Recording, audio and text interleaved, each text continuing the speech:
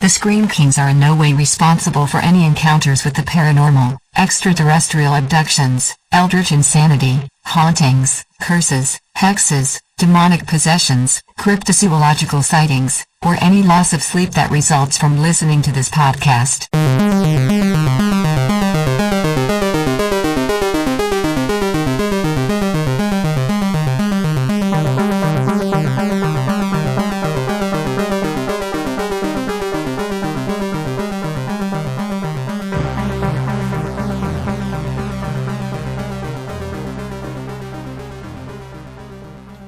This is the Scream Kings podcast. I'm Nathaniel Darkish. And I'm Max George. Candyman ain't a he. Candyman's the whole damn podcast. Obligatory, Max? Woohoo! Yes, I mean, we've got, upwards of 70 episodes where you get very excited whenever we do our tagline, so. To be fair, everyone knows we're going to be talking about Candyman. This movie we've been waiting for a very long time. Yes, way too long, to be honest. I feel really connected to this neighborhood. Cabrini Green. It was a project. I just moved in around the corner. The old candy factory. I'm an artist. You looking for Candyman? He's the monster that's part of this neighborhood. Why are you drawn to this? I'm hoping to spread the story all about Candyman. The mirror invites you to summon him. But I thought that the wait was worth it. Yeah, I did too. I have some feelings, like I always do. They're not bad feelings. Perfect movie, and we're going to get into that. Yes, so to clarify, we are talking Candyman 2021, directed by Nia DaCosta, with Jordan Peele, Wynn Rosenfeld, and Nia DaCosta as the writers of the film. Yeah, we did the original Candyman. It's one of both of our favorites, I would argue.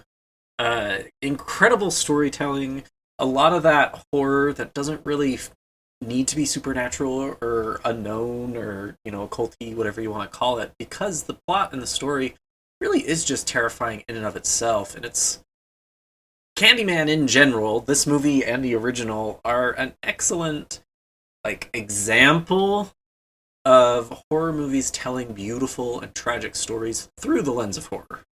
Yes, absolutely. I think, let's hang a lantern on it. Both films, both the 90s film and this sequel, reboot, whatever you want to call it. I mean, it's really a sequel. I don't know why they're bothering with the idea that it's a reboot, because it's really not. This new film and the original are both really good examples of, social commentary, looking at real life horror as well as, bringing in supernatural elements and things like that. It's very sharp, very well done, very thoughtful horror in a lot of ways that I feel like doesn't feel necessarily preachy or on the nose. I mean, there are weaker moments in any given film than others, but as a whole, I would say both of these Candyman films are very good about kind of digging into issues of race and violence and poverty and all of these kinds of things that are so difficult for people to talk about, I think. And they do such a good job of bringing out a clear, interesting, morally complicated message. Yeah, and I think sometimes when you do kind of get the dramatic pieces in cinema, or kind of the very dry, stale period pieces, whatever you want to call them, it loses sometimes a lot of the interest of people. Horror, to me, and especially movies like Candyman, are why we have horror movies. It allows us to kind of disassociate from that terrible stuff that happens in life, but we don't disassociate.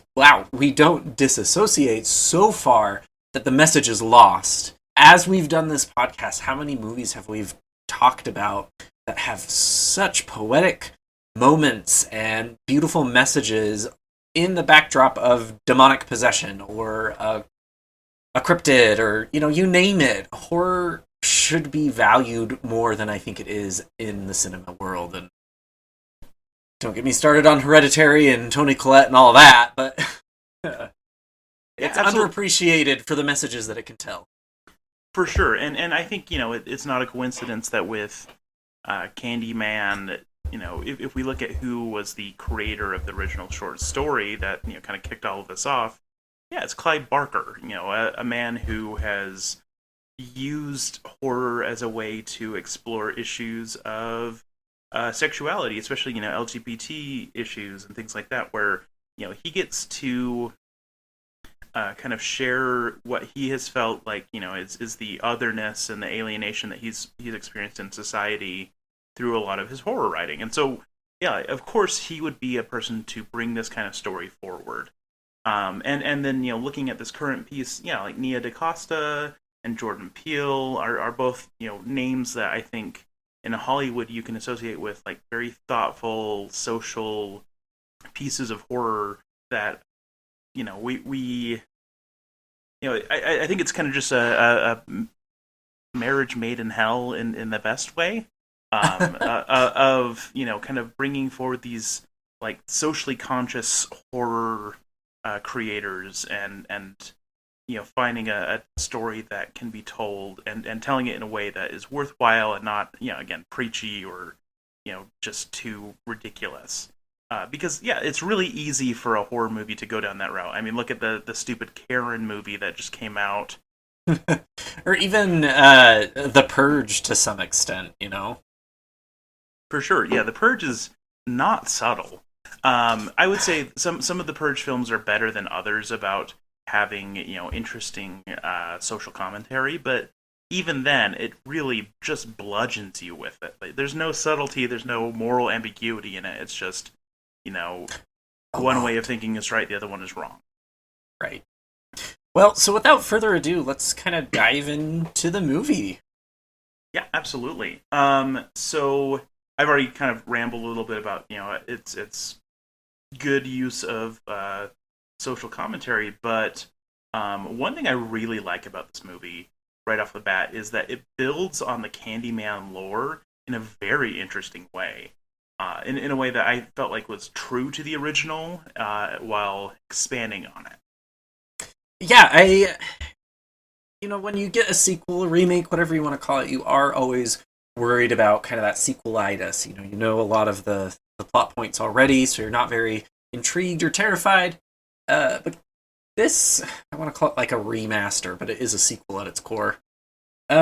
I love the idea of taking an iconic horror movie like Candyman and making it sequel, following a timeline that fits into modern day society. I think that is done in a very fun way for a lot of movies. Kind of forgetting Candyman 2 through ABC XYZ, just taking it back to the original and asking the question, what would happen in 20, 30 years?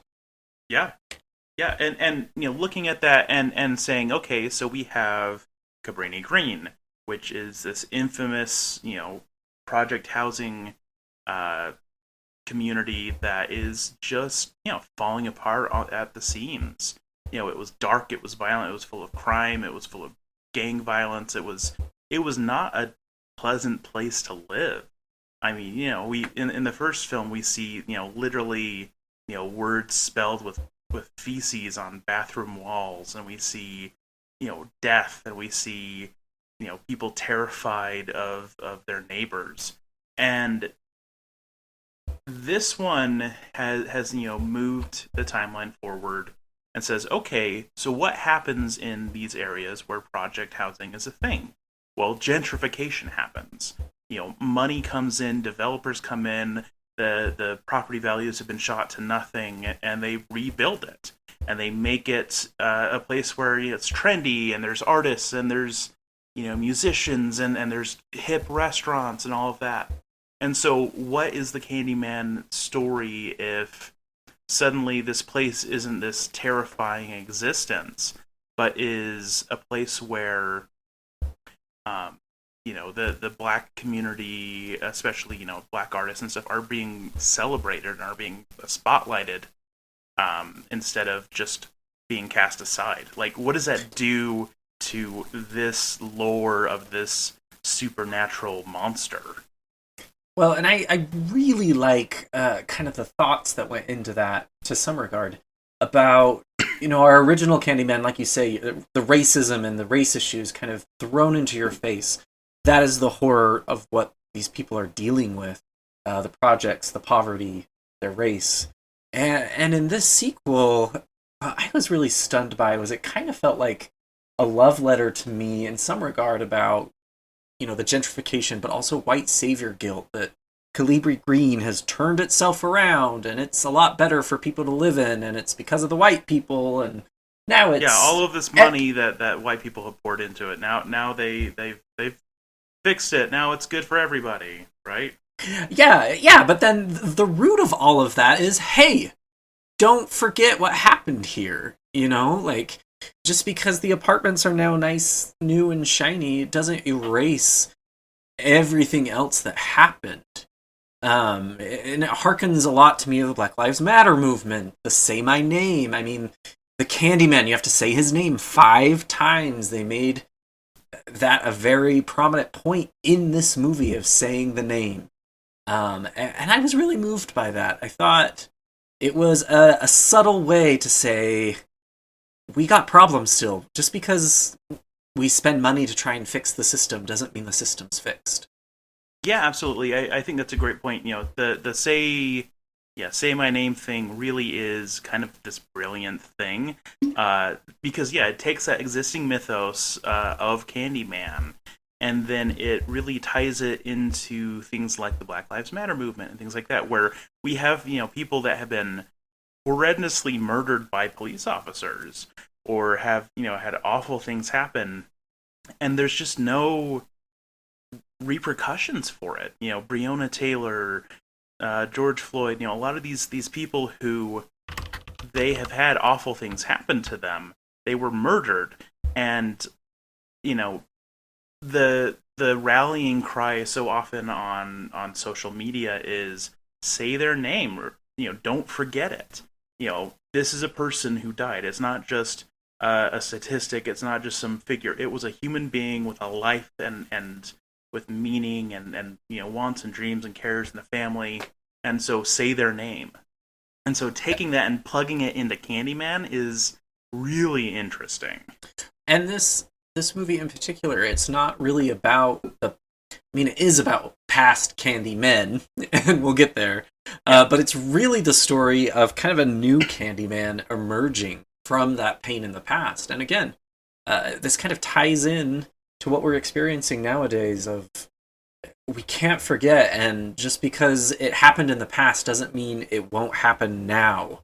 And I think Anthony McCoy, the kind of the protagonist, so to speak, of the movie, is the representation of that all of this terrible stuff that happened in the past is going to emerge in the present day if systemic change is not happening. Yeah, and if we don't at least think about it and acknowledge it and try to address these issues in a way that is honest and open. So I want to shift gears real quick to the multiple Candyman, I don't know how. The Candyman can. Yes, let's talk about them, because this is kind of another one of those ways that it built on the lore of the first film, where we really just talk about the original Candyman, the Tony Todd character, but we don't get into sort of the ripple effects through time of exactly how that has maybe meant that there have been more than one. So that is a new idea that's presented in this film, but I think it's kind of brilliant because it's basically ways for him and his legacy to live on in new ways and in new iterations in time, and in a way that will be applicable to this new era. And so we first see that with the story from the 70s with this kind of crazy guy who just is very sweet-hearted and is just trying to give kids candy and nothing gross or malicious there, and then is blamed for, by the way, the urban legend of the razor blades and the candy, and cops come and beat him to death. One, I thought that was a really good indication of how violence tends to work, especially in impoverished communities, and really in any minority group where a lot of times justice can be just taken out of the system entirely, and it's just, okay, well, once the police show up, they'll just beat you to death. They don't even have to do a trial. That was especially rampant, I think, during like the 70s and 80s. But also I love this idea that story tied into another urban legend, because what is Candyman if he's isn't a bunch of urban legends kind of mashed together, right? He's the hook-handed maniac that attacks the lovers, and he's also Bloody Mary, and he's also a half a dozen other things. And so, bringing another urban legend into it was real good. Yeah, and you have a note here that kind of talks about the tonality of the two movies. And I think that is something that Nia DaCosta and Jordan Peele really just knocked out of the park. This definitely feels like it's set in the same universe as the original, that it is a direct sequel, just, 20, 30 years in the future. It doesn't miss a beat in the way it's presenting itself and the way it's telling the Candyman story. One of my favorite moments in the original is just kind of the horror of a lot of the art and the media that you see within the movie. Mm-hmm. And I think, again, setting it in kind of this artistic kind of world connected the two. It was really done, beautifully done. Well, and to take it one step further, like, if you look at the original, Candyman's story, he was an artist. So that makes it that much better. So really, this is a solid movie. It was worth the wait. For me, as a horror critic, I was a little disappointed, and we'll get to some of those items, because I don't think it's a perfect movie, but the message and the aesthetics that were presented were really moving. If you're not moved by this movie, there's something going on, or you're fighting it. Yeah, absolutely. And I do want to highlight a couple more things before we move on to things that maybe didn't work as well in the film. Of course. One of the things that I really, really liked was the way that it kind of showed us the past. And it showed us, the plot of the first film, as well as, other important events that kind of lead up to the events of this film, through those shadow puppets.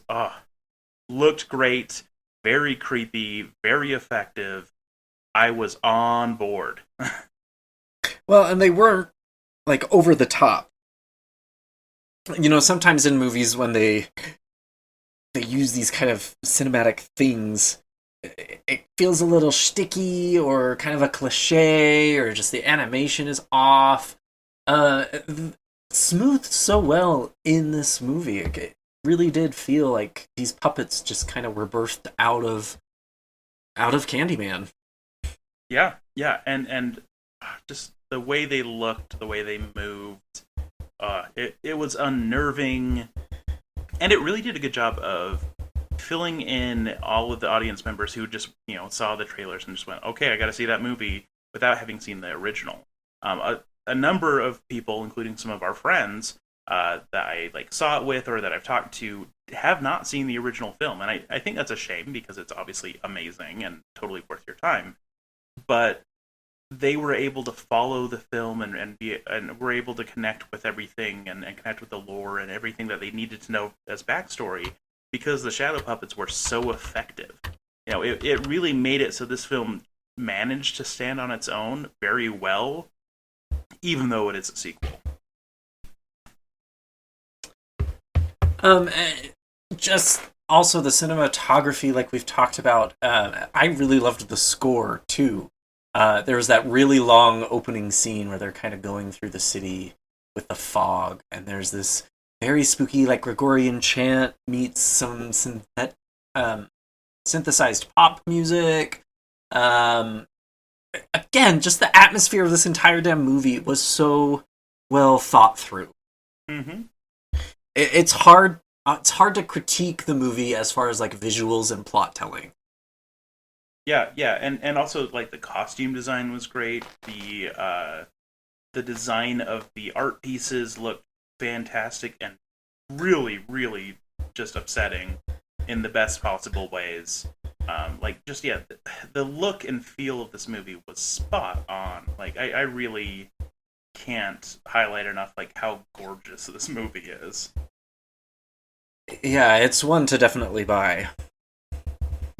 I, All right, so this is a lot of the good. Is there anything else, Nathaniel, you wanted to kind of parse out from what we really liked? I also just want to mention that like I felt like our main character was very sympathetic in a lot of ways. He was interesting. I was able to follow his motivations. So like especially yeah with our protagonist, very strong character. I really liked what he brought to the role and what the character went through as his character arc. So anyway, Well, and I think everybody, though, at the end of the day, all of the characters really felt grounded. No one did anything that really fell out of character, but also out of what a real human being would do. I will say that there's a couple characters that felt a little cartoonish to me, but we'll get into Yes, those. yes, I agree. But as far as their motivations and their intentions, Yeah, that's fair. Okay. Well, yeah. Let's move into some things that didn't work as well in this film for us because we have mostly been frothing in the mouth about how awesome it is, but as you said, it isn't a perfect film. I think it's a very good film. I would say certainly one of my favorite horror films of the year at the very least. But yeah, there are some things that didn't quite work as well for me. So let's have you go first though, because I think you have a few more than me, so that way we can bounce back and forth. sure. One of the first moments that kind of started to bug me right at the very beginning was there were some scenes and some little plot moments that felt little, I don't want to say contrived because they didn't feel really synthetic. They just kind of felt random. And they were kind of parsed through the movie. I don't think that our main character, Anthony, had to be the boy from the very beginning of the film. I felt that was kind of like a throwaway plot grab.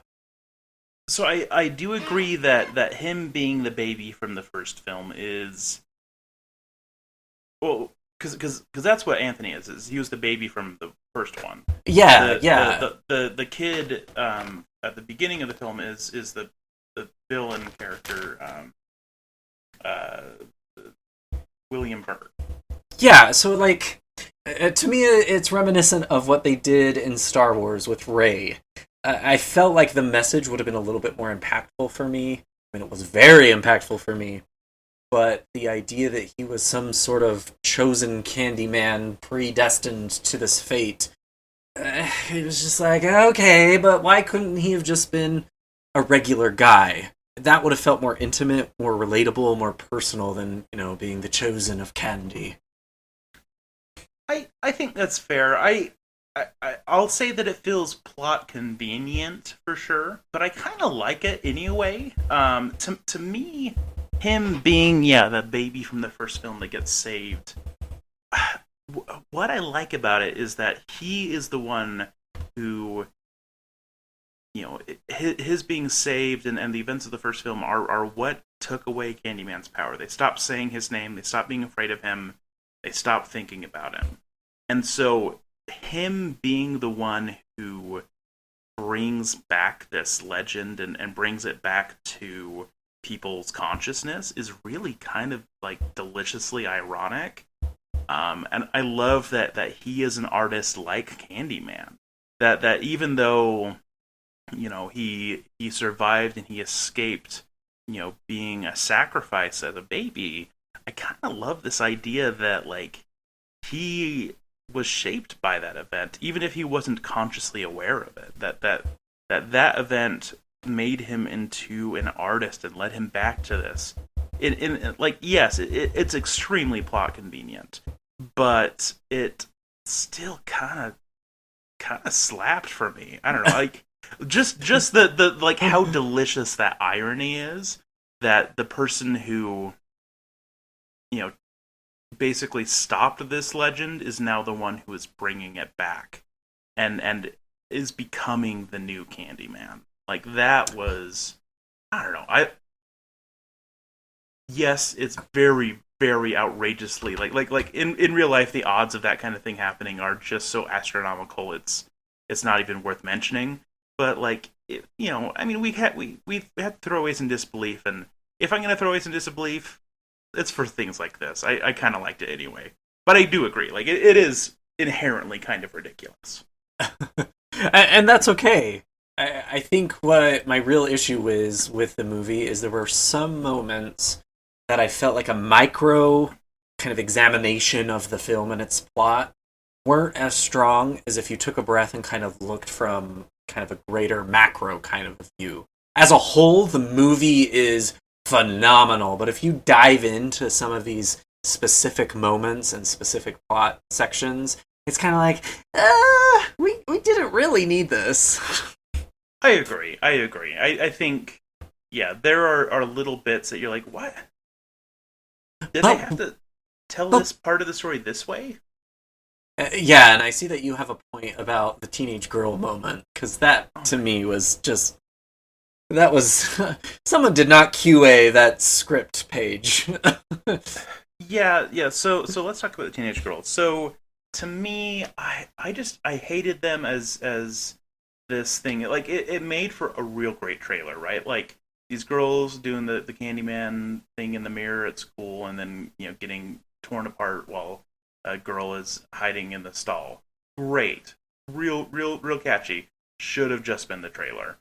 Like, if that was the trailer, nothing else was in the trailer, that was all they gave us, and then it never was in the film, I would have been totally fine with that. But it being in the film just didn't really fit. Like, we had this very tight, very kind of insular story, and then we just kind of have this random, like, oh yeah, and he's also killing other people too, I guess? Question mark? I think that was probably done to show us, like, hey, he is killing it indiscriminately, like the original Candyman, because otherwise most of the kills are very specific to, like, Anthony's life. But still, I think there just would have been a better way to handle it, because it really just felt like a random aside, like, oh hey, no, let's just have a random slasher scene.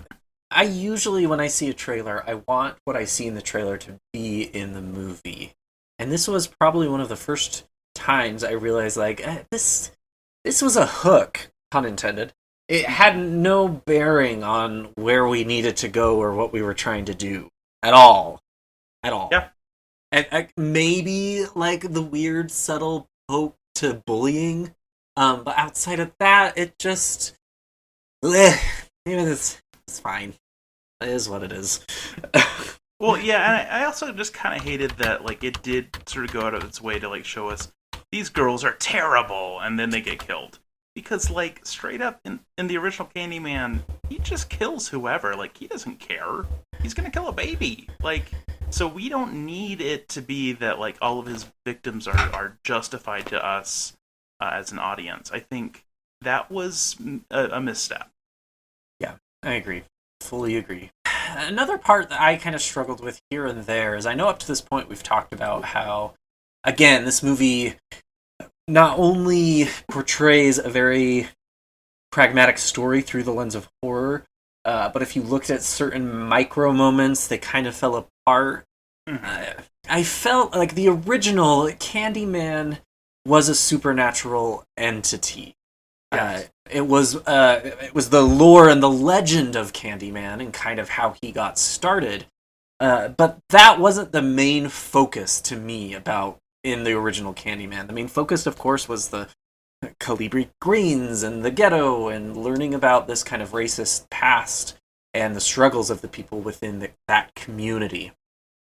The sequel, while yes, it still accomplished that in a very good and appropriate way, I felt like at times I was trying to decide, I don't know, it felt like there were two plots, the supernatural Candyman, and then also this subplot of let's remember gentrification and Black Lives Matter. And I didn't feel like they meshed all the time. That's fair. Yeah, I do feel like there are moments where it kind of forgot what it was trying to do with those things. Yes, absolutely. it leaned into the supernatural, like the girls' moment, that weren't really needed or required to help enhance the storytelling that it was already doing. Yes. I definitely agree. I think, for the most part, it pulled it off, but there are little moments where you're just like, so how does this contribute to what it's saying? Because some things did feel very generic, virtue signaling. And again, there wasn't that much of it, but when it was there, it did kind of irk me. Because it wasn't letting the story stand on its own. It was just trying to say, like, hey, like, we as filmmakers have the correct opinion about things. I don't know, I felt like you were kind of merging in one lane into the other, into the other, into the other at certain moments, but overall, again, this is a phenomenal movie, and the story that it's telling, when it allows it to just kind of breathe, is really impactful, very moving. Yeah. Another thing that wasn't really working as well for me was just that, like, the acting was kind of inconsistent throughout. I would say, like, our protagonist was pretty solid the whole time. So I'm gonna butcher his name. Yahya Abdul Mateen, who played Anthony. I would say he was very good pretty much the whole time.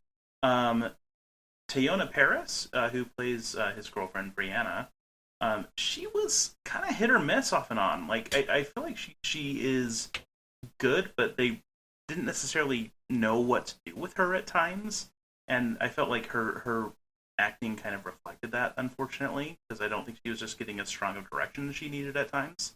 And as I mentioned before, like, some of the characters were really, really just kind of cartoonish in a frustrating way. Like the gallery owner, who is one of the first victims that we see, he just felt like a cartoon character. Like every ridiculous stereotype of pretentious hipster white guy that they could think of, they just threw in there. And yeah, he didn't feel like a person, and his acting didn't sell me on it at all. Yeah, see, I really liked Brianna's character, Teyonah Parris. Was her acting top notch? No. I mean, yes, but not consistently so. Yeah, I would say like most scenes she was great, but there was a handful of scenes I was like, I don't know.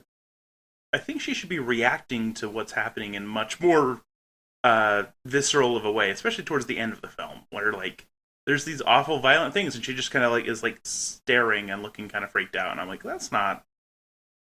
Yeah, or the scene where she comes in after the art kind of curator has been killed, and she's just on her phone and completely oblivious to the blood on the floor. Like, you can be on your phone and your eyes still know what's going around. Yeah. That's more plot, though, than her actual talent. Yeah, I wasn't I don't know, I didn't have any real issues with her. I thought she did a good job. The two gay boys, though. Man. Oh, man. Yeah, they were definitely kind of stereotype characters. Yeah. A little problematic to some regard, but they were fine. It's not, they weren't so bad that it warrants a discussion about stereotypes in movies, right? Yeah, it was, yeah, there were a few moments I kind of raised my eyebrows, but it wasn't ever bad. As a gay guy, I fully support Drag Race and all of our gay lingo and blah blah blah. There comes a certain point where it feels incredibly disingenuous, and you can only stomach so many Yas queens and honey and girl before I just don't care about what you're saying. Talk to me for real. What are you trying to say? Especially when they were woven into scenes where it was really radically inappropriate. Yeah, it's just a little extra. Yeah, we get it. You all, you writers have gay friends. You can reproduce the lingo, kind of. You've seen seasons 1 through 6 of RuPaul's Drag Race on Hulu. Now it's time to broaden your horizons. So now, one thing I really wanted to dig in on was I would say my biggest problem with this film was the villain. So as I mentioned, Candyman really isn't necessarily the villain of the film. The villain that we have is William Burke, who is the little kid who sees the candy giving out Candyman beat to death when he was a child, and then is still living in Cabrini Green, and he is still kind of part of that community, and he's the one who tells Anthony all of the stories about the different Candymans, and sort of opens his eyes to all of that, and sort of sets all of this in motion, and eventually tries to make him into Candyman, and tries to ensure that this legend returns, right? I had a little bit of a hard time following exactly what his motivation was. I will fully endorse and support that. It made no sense. Like, he was trying to be kind of this mentor to our protagonist and teach him about Candyman, and maybe that was, convincing or tricking him to be Candyman because he knew he was the baby, and he worked at the laundromat, and it was tough. That could have been handled a lot better. Yeah, and like, it's one of those, like, I've thought about it, and I've come up with explanations that I'm okay with, but I don't think that was in the text. It's subtextual, and by thinking about it, I've come to a resolution that I'm okay with. But yeah, I don't feel like it gave us a clear answer of, like, wait, so why is he doing this? Especially because, like, looking at his past, Candyman murdered his sister, and it was, there's a lot of upsetting stuff about everything that happens to him in his life relative to Candyman. So why does he want Candyman back so badly? To me, the answer that I came up with was that, basically, if you have Candyman, like, yes, that is a actively bad force in the world. It is destructive and bloody and negative, but I think maybe where he was coming from is that people remember things that happened, though. Just because it is a curse and a monster doesn't mean that we shouldn't remember it. It was kind of the idea, I think. Because it's unpleasant, we don't want to look at it. And we've taken away its power by not talking about it. But maybe we should talk about it in his mind. That may be the way to deal with the bad things that are still happening in Cabrini Green, is to have a Candyman again, because then people pay attention enough to the bad things that happen. Does that make sense? Like, yeah, absolutely, and that would fit very well into kind of the themes that we've already talked about in Candyman. However, you've got to execute that. You just have to, yeah, like if he had explained that for like 5 seconds, I would have been like, on board. But they never explained it. I think this is something that, I don't know, maybe it just got cut in post. They trimmed it back a little bit too much.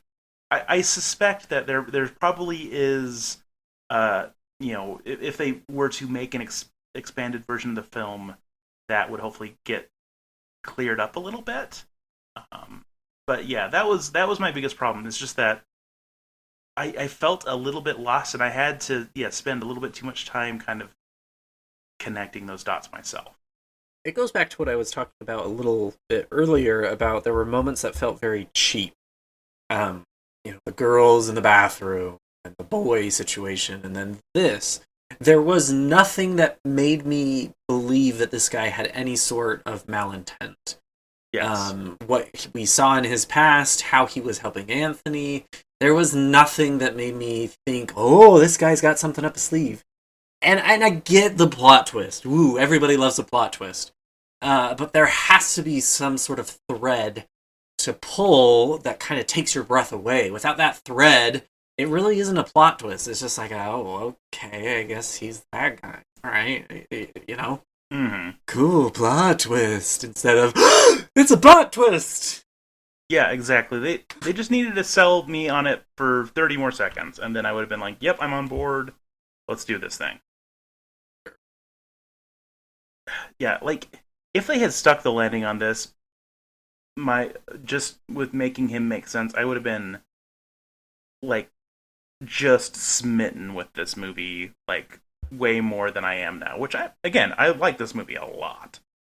but I would be freaking, raving and frothing at the mouth constantly if they had just stuck that element of the landing. I would even excuse a lot of the, annoying teenage girl stuff.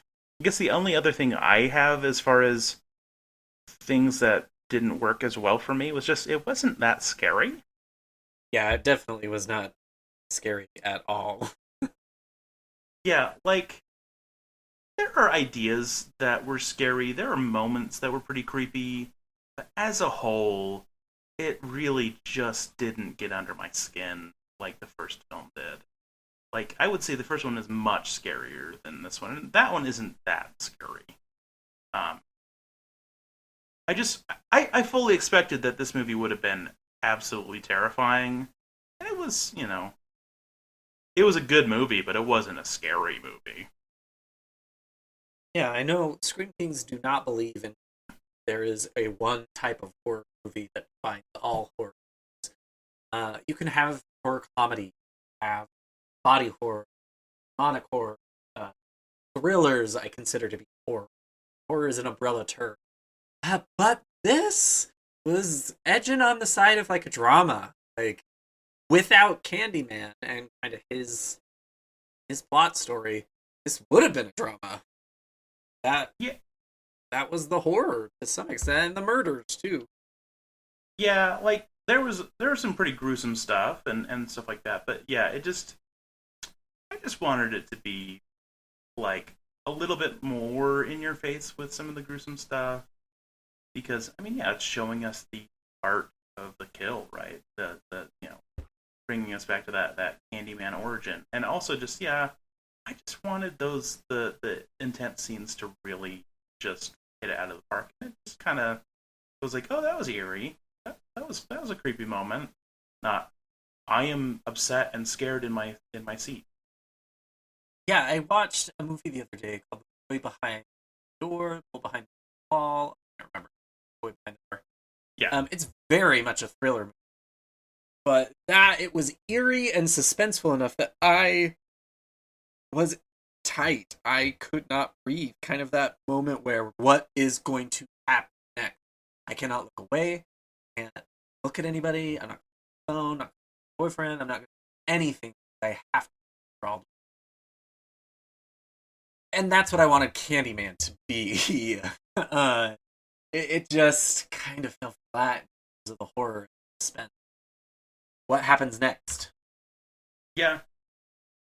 Do you have anything else to hit on with Candyman, or have we shared all of our big thoughts here? That's it for me. All right, so let's jump to ratings. So, first up, screams. In a move that will surprise no one. Yeah, 4. Because as we just said, it's not very scary. And I took it a further. I went 3. I was not at all. Yeah, that's fair. Or unsettled, or any other kind of horror related adjacent option. I was. Yeah, there was a few gross outs. There was a few gory moments, but it was fairly standard fare. I mean, there was even the moment where a nasty, fingernail gets ripped out, and I'm like, okay, well, that's gross, but that's not scary. Yeah, and I think my favorite horror-esque moments see kind of massage of candy mirror or glass is reflecting outside, like subtle little Candyman drops that you kind of had. Crowns wise, what did you end up giving it? I was torn. I wanted to give it an 8. I wanted to give it a 7.5. Then I wanted to give it an 8 again. And then I was like, is it an 8.5? Is it a 6.5? I gave it a 7.5. It is a good, well-developed, well-made, beautiful story movie. But there's just enough for me. Kind of knocks it off. That's fair. I gave it an 8 because, the things that I liked about the movie, I really freaking liked. But there are those things that really kept it from just being totally next level. And I wanted it to nail those. I really, really wanted this to be a 9 or a 10. But, I'm still happy with an 8. Okay. Well, next on our docket, I have another Be Real game. Be Real game. I had weird inflection the last time I just said it. So do you want to play a game? I don't know if I have much of a choice. I mean, it's true. I will just start reading it off. Okay, so for those of you who may be unfamiliar with the Be Real game, because this is the only only the sixth time that we've played it on the podcast, and it has been probably like 5 or 6 episodes since we've done one. The idea of this game is I am going to read the description. I've added taglines this time. And like IMDb ratings and an IMDb review for a bad B horror film. Or I'm going to do that with 3 films. So 2 of these films are absolutely real, and one of them is one I have made up. And the idea of the game is to see if Max can identify which one is my invention. So, without further ado, our game number 6 is titled Fins. Fins? Like skinny thin? Wheat No. thin? Fins! With an F. Like Jaws. Yes, these are all shark themed. Alright. Alright, first up from 2015, we have a film called Shark Exorcist, with the tagline, Satan has jaws. Oh my gosh. Every time we do this, I think I've heard the worst, and then this happens. Oh yeah, just buckle up, man. The description. A demonic nun unleashes holy hell when she summons the devil to possess a great white shark. Overall IMDb rating, 1.3 out of 10. This might be our lowest rated one ever. Well, with a description like that... Yes. And the review that I found for it gave it a 1 out of 10 and described it as being like watching a porno without sex.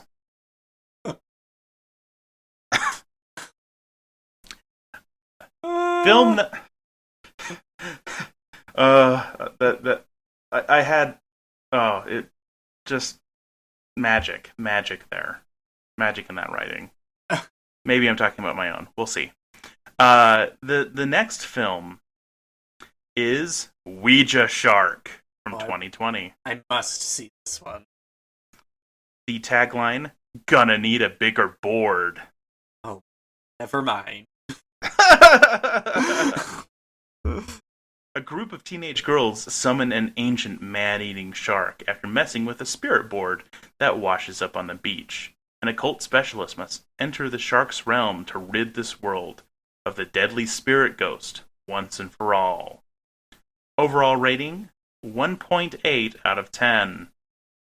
And the review I found gave it a 1 out of 10 with the description. With a budget of $216, you know what you're getting into. Or is our false game, or sorry, the false film in the game, Buzzjaw 2, Straight from Hell. Take the wheel. The tagline, his saws are worse than his bite. The description. I've had a very terrible day of work, and I feel like this is not making things better, Nathaniel. The description. The feature-length sequel to the short film that introduced the world to Buzzjaw, the buzz-saw-toothed shark monstrosity resulting from the unholy union between a great white and a demolition robot. Oh, I'm glad we have a sequel to that. A feature-length sequel to a short film. This time, Buzzjaw has returned from the grave after lightning struck the ocean, and is back to drag the surviving members of the diving team that killed him back to hell. Overall rating, 1.9 out of 10. And the review gave it 1 out of 10 as well. And says, who honestly adds all of their blood and gore in post? So, is the fake film Shark Exorcist, Ouija Shark, or Buzzjaw 2 Straight from Hell? I just exasperated my hand, brought them down. I have no idea. Just blew my laptop all over. That's how pumped I am for this. Okay. Remember, 2 of these actually exist. I know, that's the hardest part. Okay. I am currently wearing a Ouija board shirt, so definitely rooting for Shark Board or Ouija Shark or whatever. Ouija Shark. Yes, Shark. The last one felt a fair bit fabricated. The first 2 definitely were just so bizarre that they could be real. The fact that the third one was a sequel, full-length sequel, but a nun summoning the Antichrist shark is a lot to digest. It's true. Not for shark. Swallow. Yep. Mm-hmm. I mean, it is the one that references a porno. I'm gonna go with the third one. You beat me again. Woohoo! Yes! I also am by my very clackety keyboard. You've probably heard it today, and I did not look any of those up, even though I was tempted. Yes, unfortunately, Buzzjaw 2 Straight from Hell is not a real film, but I am looking for investors. But Shark Exorcist and Ouija Shark both are real, and they both had literally $300 budgets. I must see Ouija Shark. I think it's one of those where it goes, into the realm of so bad it's good, and then goes past it again into just so bad it's not even not physically painful to watch. I don't know if Mystery Science Theater or Riff Tracks could even save it. Read me your description for the third one again. I think there was a line that sounded very Nathaniel-esque. The feature-length sequel to the short film that introduced the world to Buzzjaw, the buzz-saw-toothed shark monstrosity resulting from the unholy union between a great white and a demolition robot. This time, Buzzjaw has returned from the grave after lightning struck the ocean, and is back to drag the surviving members of the diving team that killed him back to hell. Yeah, I think it was the unholy union part. Dang it! I couldn't think of a better way to say it, and I knew that one might reveal my hand. That is a kind of a colloquialism, however you say that word. Colloquialism. There you go. Thank you. But your colloquialism failed you! I really was hoping that my awful tagline would have sold it. I mean, it was definitely awful. His saws are worse than his bite. I mean, when I told my wife that one, she literally high-fived me. It was the best. She's that is the most atrocious thing I've ever heard. Yes. I feel like because I succeeded so many times in this game, we should retire it to our guests. Make them. Yeah, you might be too good at it, which is honestly a problem. But rest assured, I have so many bad movies in the docket for this, so I can really do some very upsetting things for future guests. The edge I have is I know you very. I mean, it's true. We have known each other for 15 years. Indeed. All right. Well, on my victorious guessing powers, how are you staying spooky? I have been staying spooky in a way that has just brought me such tremendous pleasure. So I have been listening lately to the Pine Deep trilogy by Jonathan Mayberry. I've referenced it a few times on the podcast before, but I just barely finished the third book in that trilogy, which is Bad Moon Rising. And good heaven, this is just such a freaking tremendous horror series. Like, the characters are relatable and sympathetic and interesting, and you want to cheer for them and you want to cry for them. The whole setting is phenomenal. It's basically this town called Pine Deep that is kind of very like real life Salem-esque, and that it's like, you know, notorious for being like the most haunted town in America, and like has leaned into that for its tourism and all of that. So, you know, there's like always a big Halloween festival and everything. And so it's like this story over the course of a month between all three books of a very evil power that is trying to use this town and the things about it to spread evil ultimately throughout the whole world. And it's brilliant and wonderful, and the writing is some of the best writing I've ever read. Like, just basically, I want to just give Jonathan Mayberry a hug and just say, thank you, sir. You have given me hours and hours of entertainment. You are the best. Well, I have to find this. Yeah, I really am just utterly smitten with the series. And they're great on audio, by the way. I love the reader, I love the voice work and all of that. And it's one of those series, like the first book, absolutely loved it. Gave it 5 out of 5 stars on Goodreads. Second book, even better. Third one, blew my freaking mind the whole time. And right now I'm listening to a bunch of like short stories set in that town. Also, so freaking good. Well, what I'll be reading next. Yes, I honestly...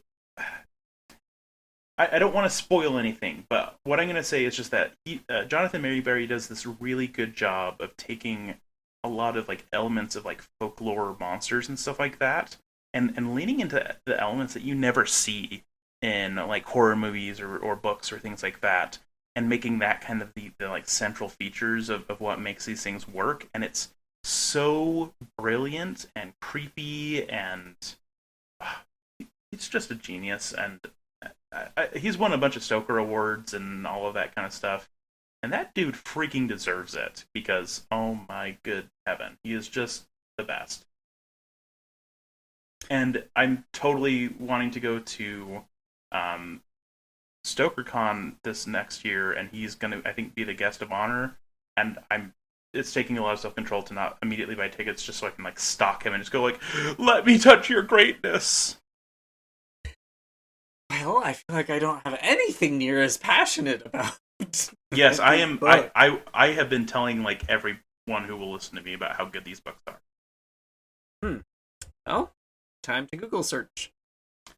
First one is Ghost Road Blues. How I've been staying spooky is I went to New York with work a while. Whenever I travel, I download all of the onto my iPad and watch as many as I can on the airplane. That way, that will even try to interact with me. They'll look at my iPad screen like, nope, he's a weirdo. Good. 2 in particular, I've watched like 6, but 2 that really stand out. One I watched on the plane, the other I just watched a few days ago. The first one is The Old Ways. It's a Netflix original. And after our previous episode with Magna, I got really curious in kind of her Latina heritage. This is a beautifully done movie about the exorcism story, a Mexican demon, and then old heritage, old mythology, about that exorcism. I was incredibly stunned. This movie, demon is fun. The kind of possession steps are really unique because it's a story we don't really hear about. And then The Exorcist 2 is just a ton of fun. Definitely recommend. It's on Netflix. No excuse not to watch this. It's like great. There are a few little cheesy moments. I think it's doing a nod to some of that classic 80s horror lines, but it still made sense. The second one I mentioned earlier in the show is a movie called Boy Behind the Door. It got a 5.7 out of 10 on IMDb, which surprises me because it got 100% on Rotten Tomatoes. Gotta love critics. It's, like I mentioned earlier, it's more kind of thriller suspense, but I could not relax it here. It was one of those movies that has you on the edge of your seat the entire time. It was great. Not the edge of your sheets? I mean, depends on where you watch it. Yeah, that's fair. That one you can watch on Shudder. Alright everyone, stay spooky! Stay spooky. Need even more Scream Kings? Here's our obligatory shameless social media plug. Follow us on Twitter or Instagram at Scream Kings Pod. You could also email us at screamkingspodcast@gmail.com. Help us reach a wider audience of horror fans by leaving a review on iTunes or by sharing a link on social media. You can also support the show by going to patreon.com/Scream Kings. Stay spooky.